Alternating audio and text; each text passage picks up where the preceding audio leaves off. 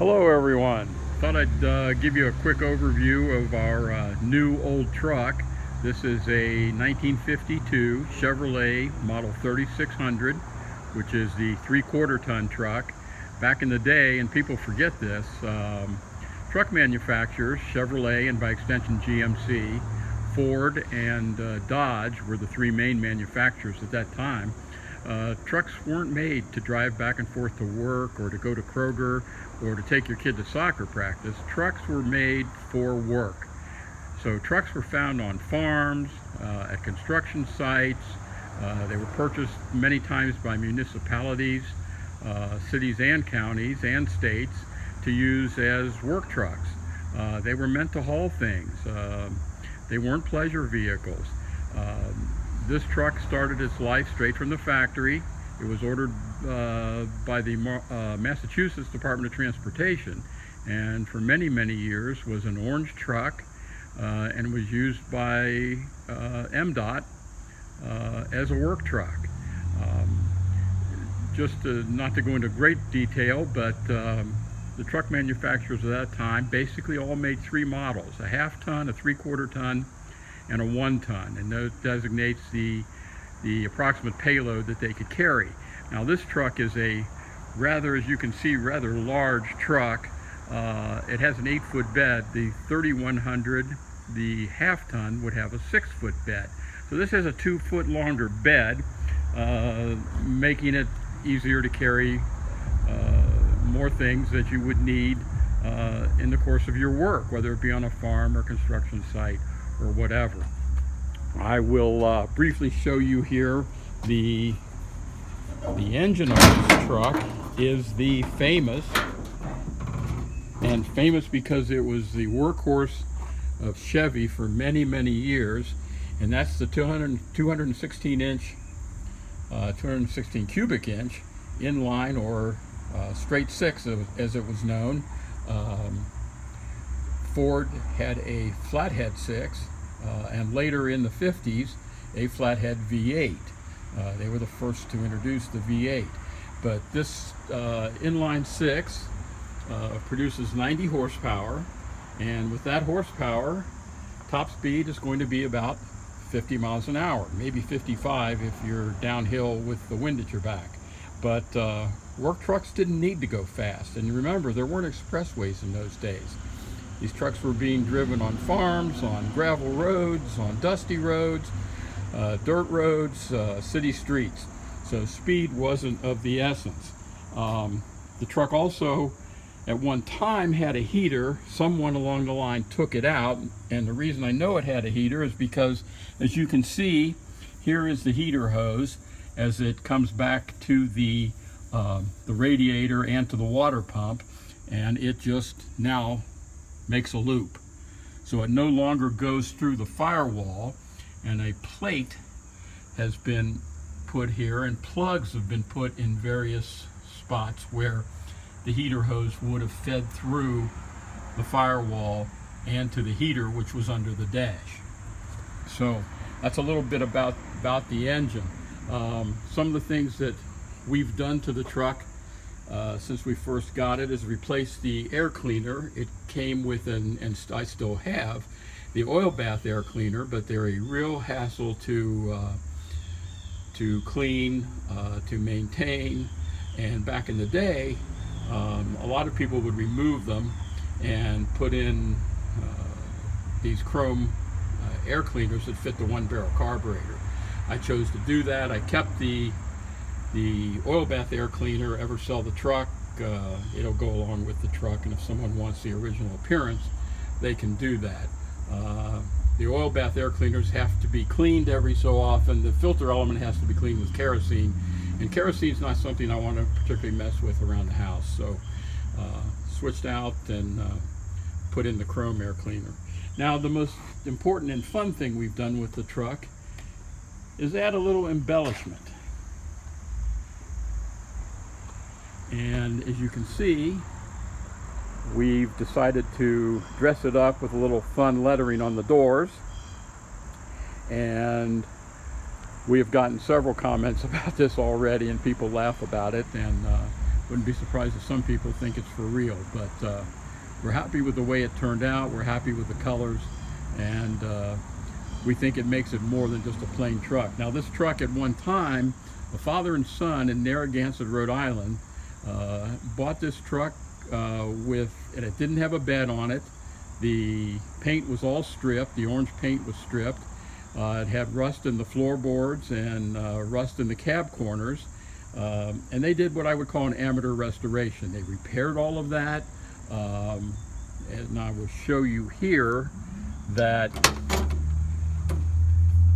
they put in and it's hard to see, but they put in new floorboards, and you can see the seams where those are welded in.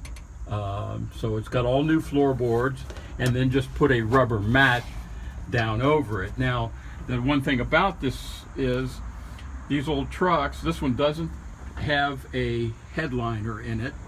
That's just that's the roof.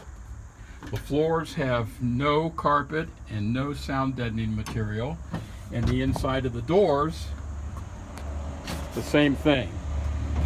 There is no sound deadening material in the doors or the floors or the ceiling, and so when being driven, you hear every squeak, every rattle, and it's pretty loud. Now, it had still has the original seat in it with the original vinyl covering, and it had a real dirt spot right down the center that we weren't able to get out, and it also has a tear right here in the corner where the seam is. So we found this seat cover online, which would fit better if we were able to tilt the seat forward. When you buy it, they don't tell you that it needs to be tilted forward in order to get a perfect fit. So Mrs. Grumpy and I were able to work around that and get the seat cover to fit pretty well, and for an old truck, it'll do just fine. Now, I mentioned an amateur restoration, and what I meant by that, and what tells me it's an amateur restoration, is, for instance, here when they put the bed on and welded the front and back to the side of the bed, and here's the side, here's the front, here are the welds, and you can see that these welds were not ground down. You can see here, you can see down here. So there's actually 5 spots where this was welded. A professional restorer would grind those welds down. They didn't do that. They would be ground down before being painted. They didn't do that. No concern to me. It's an old truck. Same thing here at the back. The welds were not ground down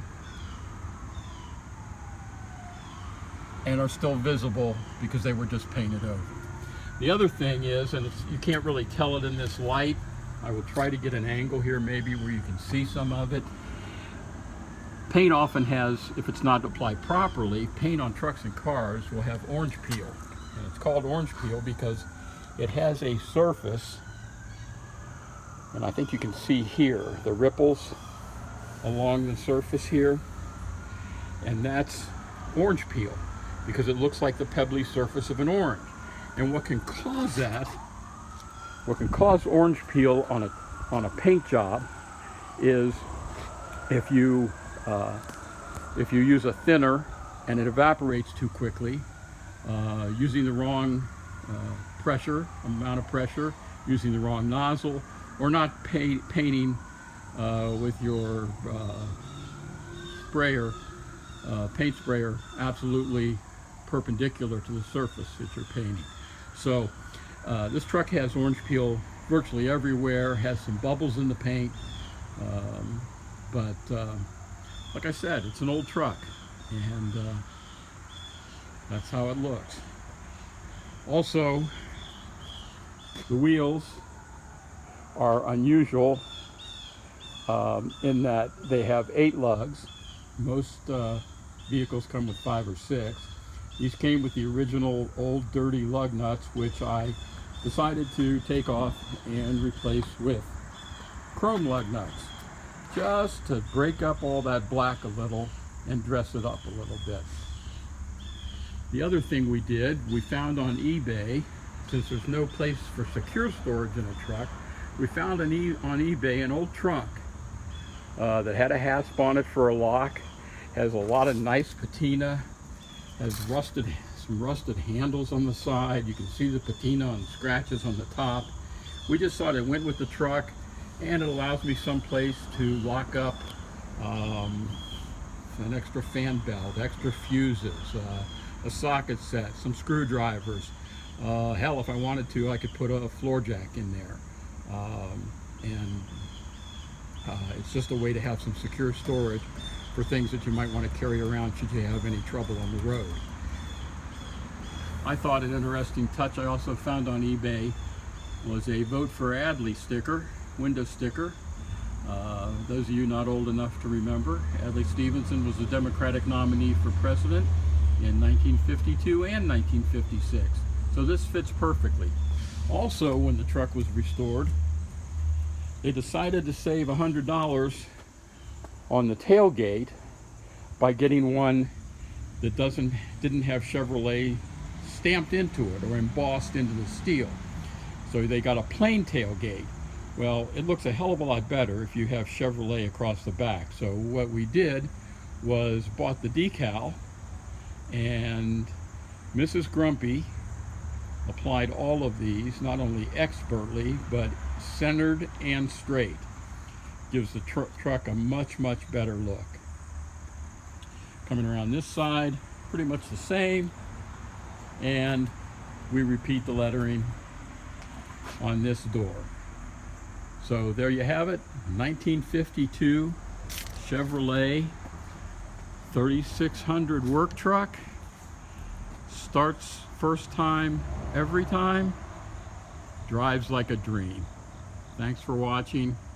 Maybe there'll be more down the road.